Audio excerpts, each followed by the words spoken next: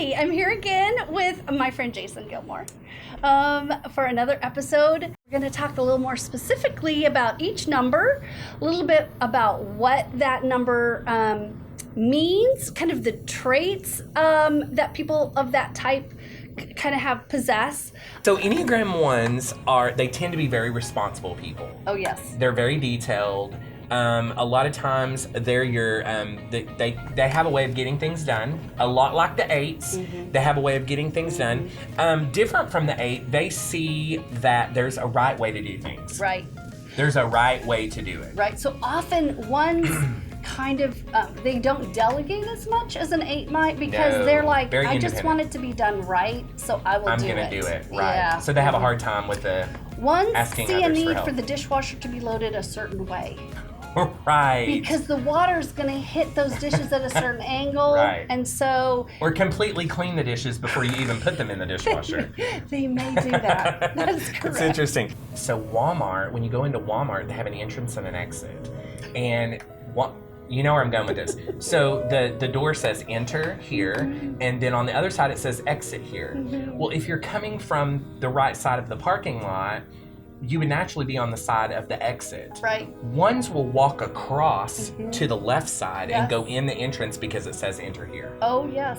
Because it's the right thing to do. And be frustrated with those that go in the exit. Exactly. And that's one of the difference. That's that whole kind of anger, resentment thing. 2s are called like the supportive advisor or the helper or the befriender. Right. I have a 2 in my life that, gosh, they have come to my aid so many times, just helping and being there when I needed somebody to do something that was overwhelming or daunting. Yeah. They're just like, whatever I can do to help you. Right. Like they're really good at that. Right. They want to alleviate others' pain. Yes. So they're really all about taking other people's rather than really dealing with themselves. Right. They'd rather put themselves on the back burner. Right, focus on other people. They prioritize relationships. They often help out of a selfless heart. Often, but not always. Not always. Right. And they can become very people-pleasing or possessive. Right. So we're going to finish with a 3. Okay. I happen to be a 3. So you may know a little about the 3. Tiny bit. Okay. Maybe more than I want to admit. But 3s sometimes show their successes to feel important. Yeah, they can brag a little. Or we can be like insert subtly. Yes. So like rather there's than both. There's both types. Yeah. Yeah, but some just you just make show up with your medals on. I don't know. These old things. These old things. I just pulled them out of the back of the closet, dusted them off. Yeah, totally. We have this new big new warehouse in Arlington, Texas.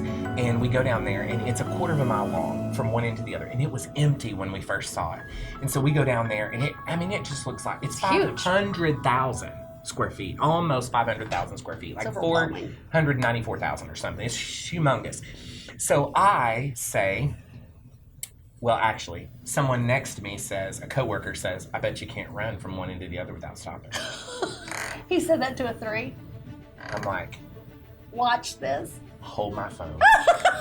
So I have boots on, right? I have like these kind of boots on, right? Like not the right kind of shoes to be running. I had not stretched. I had not done. This is my my warning, my disclaimer. I didn't do all those things, but I'm like, heck, if somebody's gonna tell me I'm not gonna run from one end to the other, not only am I gonna do it, I'm going to do it in the fastest time. It's gonna be a time to beat. I did it in 1:29. Oh. Which, if you think about a 6-minute mile, that's pretty fast. Not bad, yeah. Okay, now I'm very out of shape. Okay. I'm very out of shape. But I did it in 1:29. Okay. And I tore my Achilles halfway down. But you finished it. Buddy, I finished it. He's a 3. And then I hobbled out of that warehouse.